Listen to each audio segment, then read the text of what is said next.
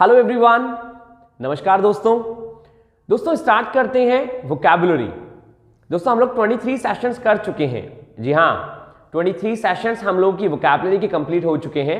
Start करते हैं आज से 24 सेशन और कंटिन्यू करेंगे 24 के बाद से जब तक हमारी वोकैबुलरी काफी कुछ हद तक कंप्लीट नहीं हो जाती हैं। राइट, तो चलिए बिना देरी किए हुए और बिना समय को गंवाए हुए हम स्टार्ट करते हैं आज की वो 10 वोकैबुलरी और देखते हैं कि वो कौन सी 10 वोकैबुलरी है जो एग्जाम पर्पस से बहुत इंपॉर्टेंट होती हैं। तो आइए स्टार्ट करते हैं आज की नंबर 1 वोकैबुलरी से।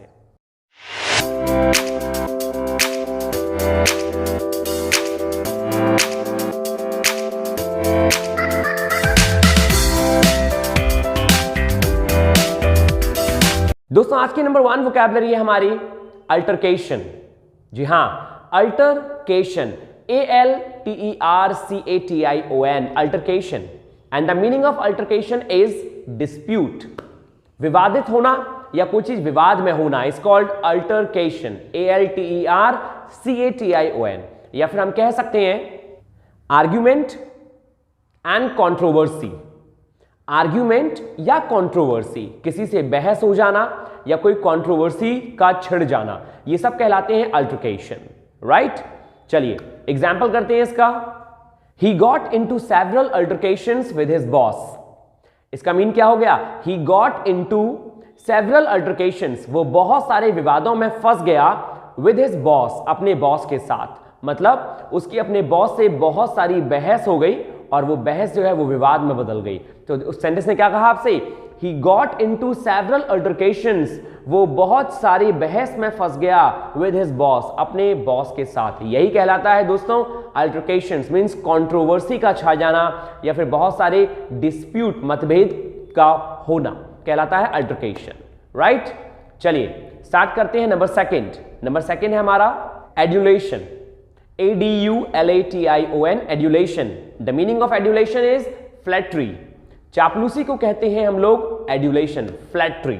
राइट, और फ्लैटरी को भी हम एक वर्ड में और कहते हैं sycophancy, SYCOPHANCY, sycophancy.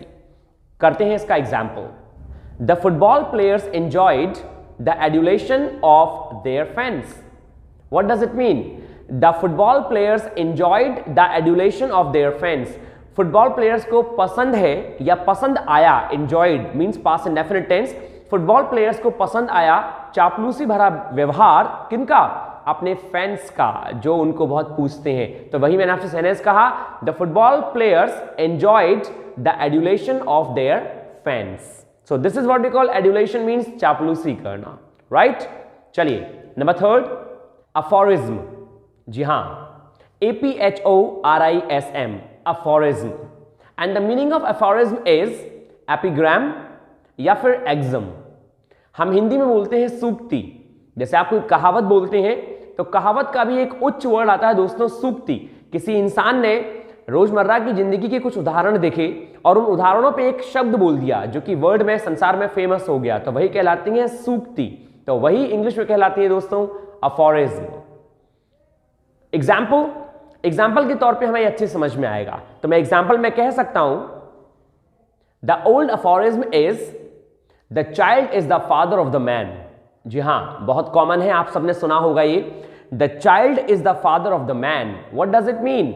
It means जो बच्चा होता है वो किसी भी इंसान का बाप बन सकता है। बाप बन सकता है, मेरा बाप बनने से यहाँ पे मतलब कुछ गलत मत ले लीजिएगा। मेरा मतलब यहाँ पे ये है कि कभी कभी कुछ बच्चे बहुत ज़्यादा चालाक होते हैं और वो अपनी चालाकी से या अपने कर्तव्यों से जो वो एक्ट करते हैं, जो वो काम करते हैं, उससे वो प्रूव कर देते हैं कि वो किसी के भी बाप बन गए हैं। इट मीन्स वो बहुत ज़्यादा बुद्धिमान हो जाते हैं और अपनी बुद्धिमत्ता को वो क्या करते हैं, वो दिखाते हैं सामने। This is what we call guys, एक अफोरिज्म का एग्जाम्पल था जो मैंने आपसे कहा, a child is the father of the man. एक जो बच्चा होता है वो भी बाप होता है एक इंसान का। राइट, इट मीन्स अपने कामों से वो कभी कभी अपने आप की विद्वत्ता को दिखा देता है कि नहीं, जो काम आप नहीं कर सकते वो मैं कर सकता हूं। So this is what we call aphorism, means सूक्ति। तो वो सूक्ति कोई भी हो सकती है जो उस समय की घटना पे हम कहते हैं। आशा करता हूं कि आपको समझ में आया होगा। ये था दोस्तों नंबर 3। नंबर 4 है दोस्तों spasmodic, spasmodic, spasmodic, and the meaning of spasmodic is irregular या erratic, irregular या फिर erratic, जो चीज अनियमित हो, अव्यवस्थित हो, अनियमित हो, वही कहलाती है spasmodic. Example, he made only spasmodic attempts to lose weight. दोस्तों सिंपल एग्जाम्पल है, he made only spasmodic attempts, उसने बहुत ही अनियमित प्रयास किए, किसके लिए? To lose weight, वेट को घटाने के लिए, मतलब उसने अपने वेट को कम करने के लिए बहुत ही अनियमित प्रयास किए. सेंटेंस क्या बनाया? He made only spasmodic attempts to lose weight. Right? आशा करता हूं कि आपको समझ में आ रहा होगा. सो दोस्तों, नाउ नंबर फिफ्थ है secession. जी हां, secession, secession. secession का मीन्स होता है no longer a part of something, किसी भी चीज का अब भाग ना होना, मतलब किसी भी चीज से डिटैच हो जाना, किसी भी चीज से अलग हो जाना. कभी हम उसके साथ थे लेकिन अब हम उससे अलग हो गए, वही कहलाता है secession, मीन्स अलग होना किसी के पार्ट से. Clear? Sentence, Norway got secession from Sweden in 1905. दोस्तों थोड़ा हिस्ट्री का एग्जाम्पल है. Norway got secession from Sweden in 1905. Norway जो है वो स्वीडन से 1905 में अलग हो गया. राइट? ये था secession, मीन्स अलग होना. दोस्तों नेक्स्ट वोकैबुलरी नंबर 6, कॉन्स्ट्रू. जी हां, CONSTRUE, construe. And the meaning of construe is to understand the meaning of something. किसी भी चीज के मीन को समझना कहलाता है कॉन्स्ट्रू, या फिर मैं यूं कहूं इंटरप्रेट, व्याख्या करना, एक्सप्लेन करना किसी भी चीज को बेहतरीन रूप से कहलाता है construe. Example, different lawyers make construe the same law differently. जी हां, फिर से रिपीट करूंगा, different lawyers make construe the same law differently. It means दोस्तों एक लॉ को डिफरेंट लॉयर्स जो हैं अपने अपने तरीके से डिफाइन करते हैं, अलग अलग तरीके से डिफाइन करते हैं. तो मेक कॉन्स्ट्रू मतलब जो डिफरेंट लॉयर्स होते हैं वो सेम लॉ को कैसे करते हैं? कॉन्स्ट्रू करते हैं, एक्सप्लेन करते हैं डिफरेंटली, अलग अलग तरीके से. तो यही होता है कॉन्स्ट्रू का मीन्स टू इंटरप्रेट करना, व्याख्या करना. सिंपल. चलिए दोस्तों, number 7, nag, NAG, nag. And the meaning of nag is to irritate. किसी को इरिटेट करना, मतलब बहुत ज्यादा गुस्से में आ जाना, नैग कहलाता है, NAG. Right? To irritate someone, आप किसी को स्कॉल्ड कर रहे हैं, किसी को डांट रहे हैं, it means hey why are you nagging man, तुम क्यों डांट रहे हो उसको. तो why are you teasing, why are you nagging, somehow like that we call nag. Right? चलिए example, in lockdown my mom was always nagging me about my hair. What does it mean? मैंने आपसे कहा in lockdown के समय में my mom was always nagging me, मेरी माँ जो है वो मुझे हमेशा डांटती रहती थी about my hair, मेरे बालों के बारे में. Right? It means my hair was shabby or might be it was long, so my mom was always nagging me. She was always irritating me. This is what we call nag, NAG, nag. Right everybody? Scold करना, डांटना किसी को, या फिर मैं यूं कहूं आपसे किसी को इरिटेट करना कहलाता है नैग. आशा करता हूं कि आपको समझ में आ रहा होगा. नंबर 8 दोस्तों, नंबर 8 है हमारी आज की टर्मागेंट. जी हां, termagant, TERMAGANT, termagant. And the meaning of termagant is a harsh women.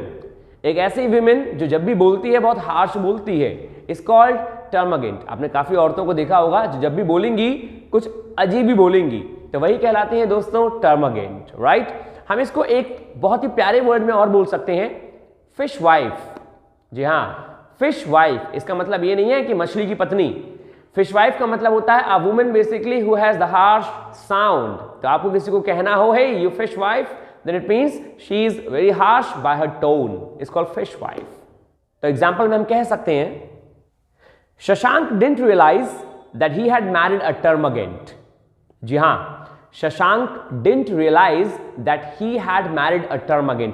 Shashank को रियलाइज ही नहीं हुआ कि उसने एक ऐसी औरत से शादी कर ली जो कैसी थी, जो बहुत टर्मागेंट थी. मीन्स दोस्तों जो बहुत हार्श थी, वो जब भी बोलती थी बहुत हार्श बोलती थी. Right? This is what we call. But when did he realize? He realized when his wife started nagging him.